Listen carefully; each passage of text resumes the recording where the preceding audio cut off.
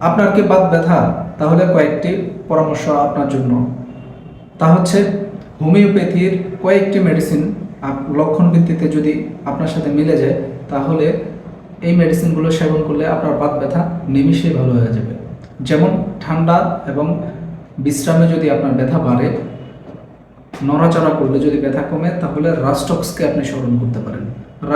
রাস্টক্স মেডিসিনটি 200 পাওয়ার, সকালে এবং রাত্রে যদি 2 ফোঁটা করে সেবন করেন, ইনশাআল্লাহ সুস্থ হয়ে যাবেন।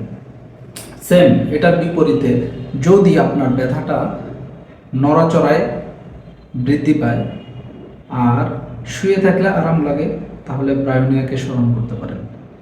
যদি আপনার ইউরিক অ্যাসিডের কারণে আপনার ব্যথাটা বেড়ে যায়, তাহলে কলসিকামকে আপনি স্মরণ করতে পারেন।